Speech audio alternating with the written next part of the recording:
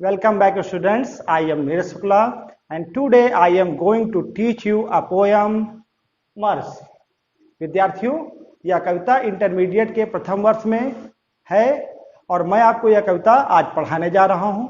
Students, the poem mercy is composed by William Shakespeare. आपको पता है कि विलियम शेक्सपियर एक महान साहित्यकार था। He has been considered as prince of the poet and king of the dramatist। विद्यार्थियों, इसे कवियों का राजकुमार और नाटककारों का राजा कहा जाता है। जिस प्रकार हिंदी साहित्य में सूर, कबीर और तुलसी का स्थान है, जिस प्रकार संस्कृत साहित्य में कालिदास का स्थान है, ठीक उसी प्रकार अंग्रेजी साहित्य में, पाश्चात्य साहित्य में विलियम शेक्सपियर का नाम लिया जाता है। स्टूडेंट्स, आज हम इस कविता का अध्ययन करेंगे, लेकिन इससे पहले इस कविता का बैकग्राउंड समझेंगे। स्टूडेंट्स, विलियम शेक्सपियर ने एक ड्रामा लिखा है, उसका नाम है the merchant of Venice, Venice का व्यापारी। यह कविता उसी से ली गई है।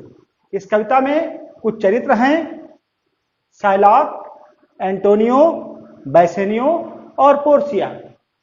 होता क्या है विद्यार्थियों कि एंटोनियो नाम का चरित्र है और उसका मित्र बैसेनियो है।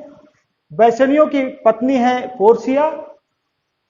इस नाटक में एंटोनियो जो है बैसेनियो के लिए शाइलॉक से कुछ रुपए उधार लेता है, लेकिन वह ठीक समय पर उसे वापस नहीं कर पाता। इन दोनों के बीच में एक बॉन्ड, एक समझौता पत्र साइन होता है, जिसके अनुसार अगर सही समय पर एंटोनियो और बैसेनियो उस पैसे को वापस नहीं कर पाते हैं तो एंटोनियो के शरीर से बॉन्ड के अनुसार 1 पाउंड मांस काट लिया जाएगा। विद्यार्थियों, 1 पाउंड प्लस 1 पाउंड का मतलब 0.459 ग्राम होता क्या है कि जब सही समय पर एंटोनियो और बैसेनियो शाइलॉक के पैसे को वापस नहीं कर पाते हैं तो शाइलॉक बॉन्ड के शर्तों के अनुसार कोर्ट में चला जाता है और कोर्ट से एंटोनियो और बैसेनियो को सम्मन भेजा जाता है।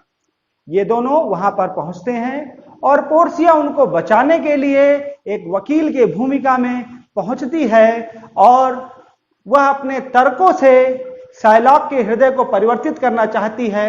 वह शाइलॉक को दया, मर्सी की महत्ता समझाती है। और इसके बाद हम इस कविता के कठिन शब्दों पर नजर डालें।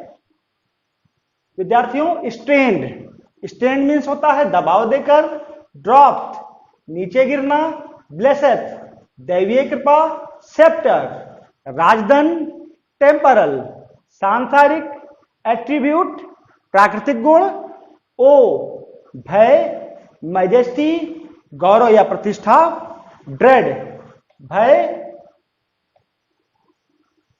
सीजन्स मिश्रित, इंथ्रोन्ड उच्च स्थान दिया गया। विद्यार्थियों, अब हम इस कविता का अध्ययन लाइन टू लाइन करेंगे। स्टूडेंट्स, अब हम इस कविता को अध्ययन करेंगे। विद्यार्थियों, यह कविता एक सॉनेट फॉर्म में लिखी गई है। ये सॉनेट क्या होता है? 14 lines poem is called sonnet. Video के अंत में हम आपको सॉनेट और सॉनेट के प्रकार बताएंगे, क्योंकि कई कॉम्पिटिटिव एग्जाम में सॉनेट के विषय में भी पूछा जाता है। अब हम लाइन टू लाइन कविता का अध्ययन करेंगे। The quality of mercy is not strained. Strained means दबाव डालकर। दया नामक गुण दबाव डालकर पैदा नहीं किया जा सकता। आप बाकी चीजें दबाव डालकर सीख सकते हैं, लेकिन आप दबाव डालकर किसी को दयावान नहीं बना सकते हैं। It drop as the gentle rain from heaven. यह मानव के हृदय में ठीक उसी प्रकार से प्रवेश कर जाता है जिस प्रकार आसमान से बारिश स्वतः ही धरती पर पहुंच जाती है। Upon the place beneath it is twice blessed. जहां पर यह दया दिखाई जाती है, इट इज ट्वाइस ब्लेस्ड, या दोहरा वरदान देती है। दया नामक गुण दोहरा वरदान देती है। It blesseth him that gives. यह उसको भी वरदान देती है जो दया दिखाता है।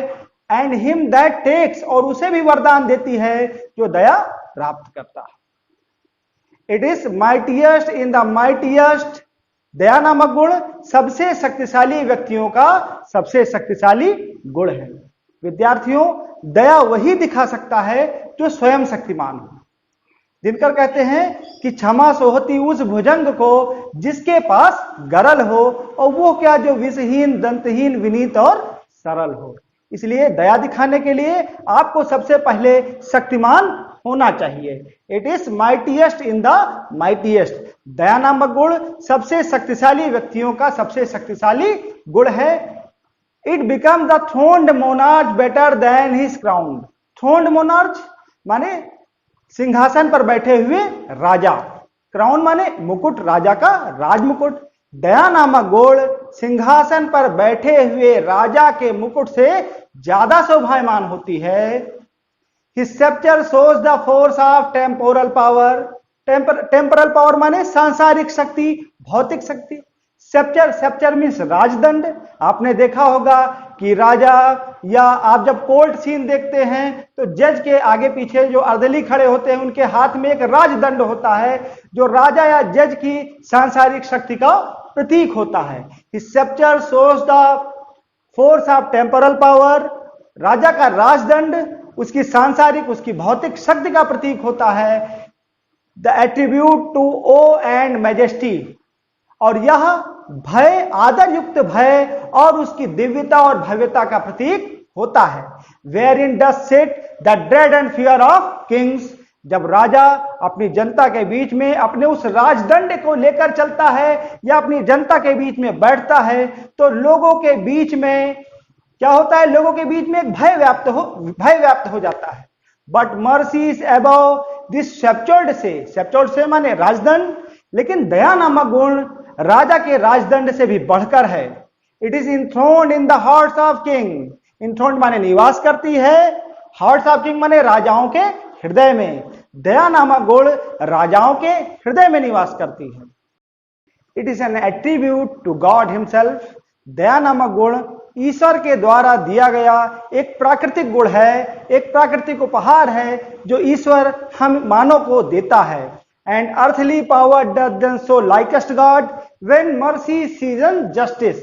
अर्थली पावर माने सांसारिक शक्ति, doth then show likest God when mercy season justice. राजा की सांसारिक शक्ति ईश्वर की शक्ति के समान हो जाएगी जब राजा अपने न्याय में थोड़ी सी दया मिला दे।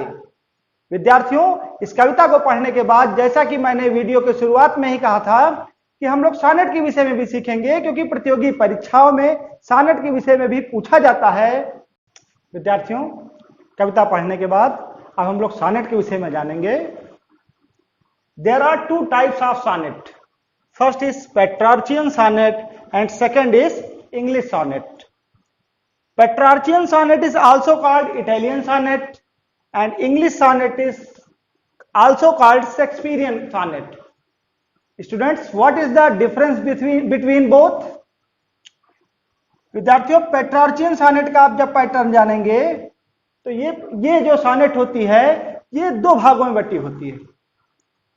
पहला स्टैंजा 8 पंक्तियों का होता है, 8 लाइन्स, और दूसरा स्टैंजा 6 पंक्तियों का होता है। आप जब इसे ऐड करेंगे तो हमको 14 लाइन्स मिल जाएंगी। As I have already told you, sonnet is a 14 line poem. सबसे पहले 14th सेंचुरी में सॉनेट का सबसे ज्यादा प्रयोग इटली में पेट्रोर्च नाम के एक साहित्यकार ने किया था, लेकिन धीरे धीरे जब यह सॉनेट इंग्लैंड पहुंची तब इसको कहा गया इंग्लिश सॉनेट या शेक्सपियरियन सॉनेट। शेक्सपियरियन सॉनेट और इंग्लिश सॉनेट में एक अंतर है। जैसा मैंने आपको बताया कि पेट्रार्चियन सॉनेट या इटालियन सॉनेट में 2 स्टैंजा होते हैं, एक 8 पंक्तियों का बना होता है और एक 6 पंक्तियों का बना होता है। आपने इनको जोड़ा, 14 पंक्तियां हमें मिल गई। 8 पंक्तियों की स्टैंजा को हम कहते हैं ऑक्टेव। विद्यार्थियों, लैटिन में एक वर्ड है ऑक्टा। ऑक्टा मीन्स होता है 8, तो 8 पंक्तियों से बनी हुई stanza that is called Octave. और जो 6 पंक्तियों का स्टैंजा होता है दैट इज कॉल्ड सिक्सटेव। 6 पंक्तियों की स्टैंजा को कहते हैं सिक्सटेव। इंग्लिश सॉनेट या शेक्सपियरियन सॉनेट क्या होती है, यहां पर 4-4 पंक्तियों का स्टैंजा बनता है और उसके बाद 2 पंक्तियों का कपलेट। विद्यार्थियों आपने हिंदी साहित्य में कपलेट खूब पढ़े हैं। कपलेट माने होता है दोहा। दो पंक्तियों से बनी हुई कविता को दोहा कहते हैं। इस प्रकार आपने सॉनेट का भी, दोनों सॉनेट के में अंतर भी समझ लिया। धन्यवाद।